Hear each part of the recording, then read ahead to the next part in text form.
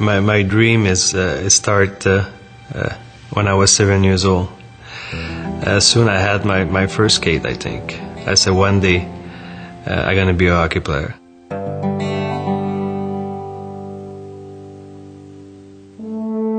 It was the thing I was going to do in life. And when I put the sweater for the first time of the Montreal Canadiens, it was a dream. Yvon's dream came true in 1963 when he got the call to meet the team the following day at a Detroit hotel.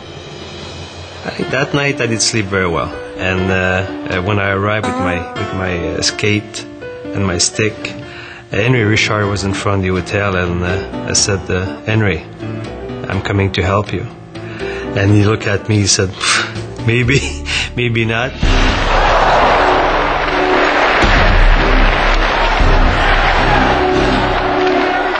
When he came into the National Hockey League, he was this junior phenom. He was this baby-faced kid who was a star junior player. Often star junior players don't make it in the NHL. The Montreal coach was Stowe Blake, and he made sure that even junior stars knew their place. You had to pay your dues, and Blake felt that Kurnway wasn't a good checker, so he just wanted him out there for his offense, and of course he delivered. First year and a half, sure, he didn't see that much ice time, but after that he was number one. But they didn't call him the Roadrunner for nothing. They call him the Roadrunner because he was the fastest thing on skates. His style was pure inspiration and speed. He was just like Guy Lafleur. There's no game plan for that kind of player. You give them the puck, you don't know what they're going to do with it, but you know they're going to get the job done. He was wide and strong, and this incredibly explosive player that he could be at full speed in a couple of strides, and had a big, dangerous shot. He didn't know where it was going to go. A goalie didn't know where it was going to go. 1-on-1 against the goalie. Breakaway. You got attention, it's you or him. You got to beat him. That's what I like. The way his face would light up when he scored a goal. And whether that was in a game or that was on the practice ice, he loved to score goals, and he played the game to score goals.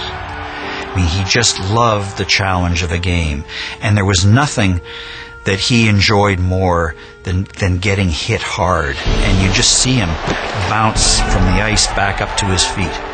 You'd see this huge smile in his face, you know, that, boy, I've gone through something there, and that hurt, but boy, it was great, and let's do it again. And that was Kurnway. He would go through a wall. If that's what it took, that's what he'd do. And there was no question about it. And everybody that played against him knew it. He was going to do whatever it took to win. And it didn't matter what you did to him. You could hit him over the head. Didn't matter. He was still going to keep on coming at you. That spark and love of the game, together with his unending talent, ensured Iván Kurnуайе's selection for the Team Canada squad who would battle the Soviets in 1972. 3 years later, Iván would succeed Henri Richard as captain of the Canadiens. When you're young and you play in the street, you have a chance to play for the Montreal Canadiens. And 1 year, you have a chance to be captain after Jean Béliveau, Maurice Richard, Henri Richard.